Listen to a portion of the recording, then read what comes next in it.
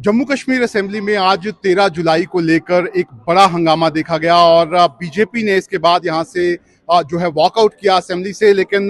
जो पीडीपी के वहीद पर्रा हैं वो चाहते थे कि 13 जुलाई को छुट्टी डिक्लेयर किया जाए, लेकिन उसके बाद भारी हंगामा हुआ। बात करने के लिए हमारे साथ शक्ति सिंह परिहार है, उनसे बात करते हैं। सर, जिस तरीके से आज हम देख रहे थे कि स्मूथ चल रहा था, पूरा असेंबली चल रही थी, 13 जुलाई को लेकर छुट्टी की मांग हो रही है। हमने पहले ही वादा किया था कि भारतीय जनता पार्टी असेंबली के अंदर एक कंस्ट्रक्टिव अपोजिशन का रोल निभाएगी,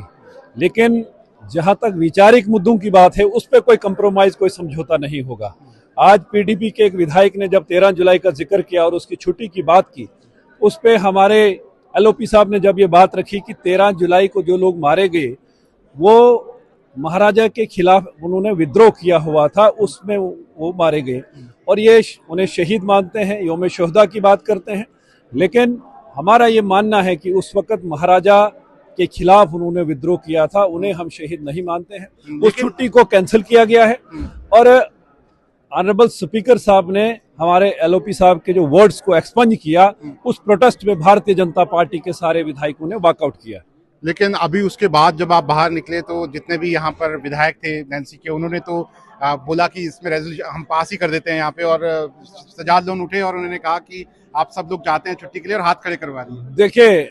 जब भी ऐसे कोई वैचारिक मुद्दों की बात आती है, वो एनसी हो, पीडीपी हो या वो कश्मीर वर्सेस जम्मू होता है, यानी वहां के जो विधायक बाकी दलों के भी हैं वो सब इकट्ठे होते हैं, आगे पीछे वो जरूर लड़ेंगे, लेकिन वैचारिक मुद्दे जब इस तरीके की बात आती है, लेकिन भारतीय जनता पार्टी का अपना स्टैंड है। हम राष्ट्रवाद की बात करते हैं, राष्ट्रहित की बात करते हैं, और जब जब ऐसे मुद्दे असेंबली के अंदर आएंगे, इस सभा में, विधानसभा में आएंगे, भारतीय जनता पार्टी उन्हें अपोज करेगी। मैं ये मानूं कि जिस तरीके से कटरा में आप लोगों की क्लास हुई थी उसमें ये सीधा कहा गया था वैचारिक मुद्दों पे कोई भी कंप्रोमाइज नहीं, मुद्दों पे कोई कंप्रोमाइज नहीं। जम्मू कश्मीर के जो भी ऐसे कोई इश्यूज आएंगे, डेवलपमेंट एक अलग से प्रोसेस है, उस पे तो कोई वो काम चलते रहेंगे, लेकिन जहां तक हमारे वैचारिक, जो आइडियोलॉजिकल जो हमारे मुद्दे हैं, उन पे कोई कंप्रोमाइज नहीं होगा। और 370 खत्म होने के बाद जो जम्मू कश्मीर में ये बदलाव आया हुआ है, ये जो डेवलपमेंट हो या जो